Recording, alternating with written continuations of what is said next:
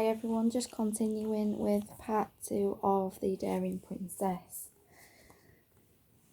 When she reached the foot of the staircase, she plucked a candle from the wall and began to climb. Up and up and up she went, as if climbing to the clouds. The turret seemed to be getting narrower, all the time the stairs almost twisting back on themselves. But at last she reached a little door, right at the very top. Bessie pushed open the door, and there, on a narrow bed, the prince lay sleeping. Bessie called out to try and wake him, but he didn't stir. She shook him once, twice, 3 times, but still the prince slept on. "You have to wake up," cried Bessie. "Please, wake up. The witch is here, and she's going to make you marry her." Nothing that Bessie did would wake him. Then she remembered her gifts from the toads. She still had 2 nuts left. Bessie cracked one open and saw that inside was a thick golden liquid. She held the nut to Prince Alfred's lips and let the liquid drip between them. After one drop, another, his eyes fluttered open, and as a third passed his lips, he sat up and looked at Bessie. "You came," he said. "I did," replied Bessie, "even though I had to climb an ice mountain, pass through a field of slashing swords, and a crossed lake to reach you." "You are the bravest princess I know," said Prince Alfred. "You have saved me again." "We aren't safe yet," Bessie replied. "I saw the witch through the castle window. She drank a potion and transformed herself into a beautiful young woman." "I know," said the prince. "She works all day in her tower, stirring up magic and perfecting her horrible potions. Then she comes to me each night at 9, just as I wake, and makes me drink her potions again." Even as he spoke, the castle clock began to chime. Ding, ding, ding, ding. Ding, ding, ding, ding. "Then what are you waiting for?" said Bessie. Hand in hand, they rushed down the stairs. And out of the castle door, there was a boat waiting for them. Together they sailed across the great lake. And together they crossed the field of swords and climbed the ice mountain. "We're not far from our parents' castle," said Bessie. "It's just on the other side of this forest." But behind them came a howling green wind, and on the wind they heard a cackling cry. "The witch!" shouted Prince Alfred. "She's coming for us! We'll never outrun her!" It was all for nothing, thought Bessie, until she remembered she had one gift left from the toads. She reached into a pocket, pulled out the last nut, and cracked it open. Out sprang a white stallion, pawing to the ground and tossing its mane. Bessie and the prince leaped onto its back and galloped through the forest. The green wind ranged after them, but it was no match for the stallion.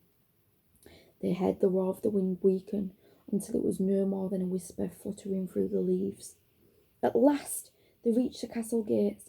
Bessie pulled up the stallion, its flanks heaving, while her parents came rushing out of the castle to greet them. "You've come back to us," cried Bessie's father. "We thought we'd lost you forever." When Bessie and the prince told their story, Bessie's parents beamed with pride.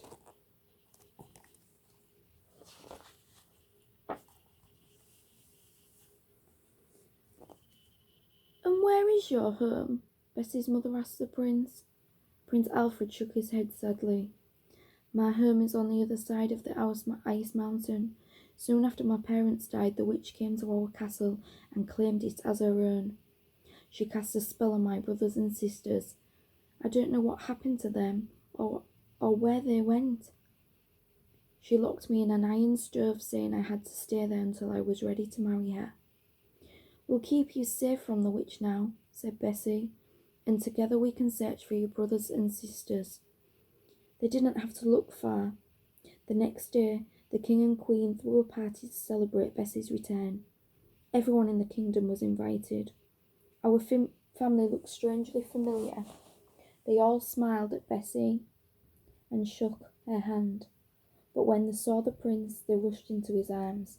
"My brothers and sisters," cried Prince Alfred, "where have you been?" "The witch turned us all into toads," said the eldest sister. She looked at Bessie. "When you freed our brother from the castle and brought him to your home, you broke her spell. You were brave and strong and true."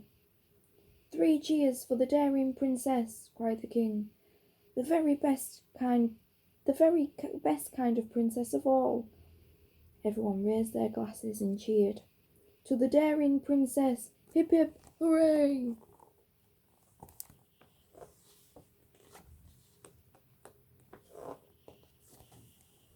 The king and queen never again suggested Bessie should be better behaved. She was allowed to roam the forest and forge swords and ride a fine white stallion. She became famous throughout the land for her courage, and after her parents' death, she ruled the kingdom wisely and well.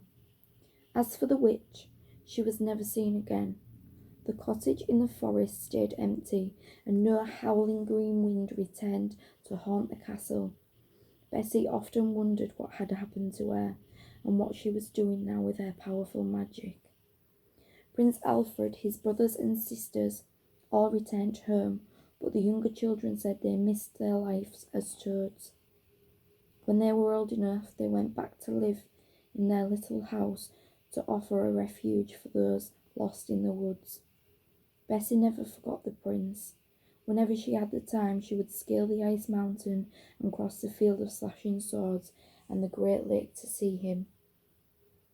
And they remain the very truest and best of friends. "I'll always be grateful to you," said Prince Alfred on one of their visits. "And I to you," Bessie replied, "for you opened my life to adventure."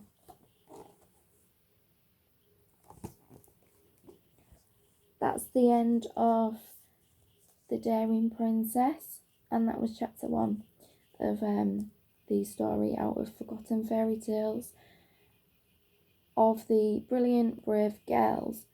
This book is $12.99 to purchase. If you would like to purchase this book, please get in contact with me after the video and I will pop you my link. I have got special offers going on in my group and on Facebook, so please feel free to drop me a message, and I look forward to reading to you all again very soon. Take care. Bye bye.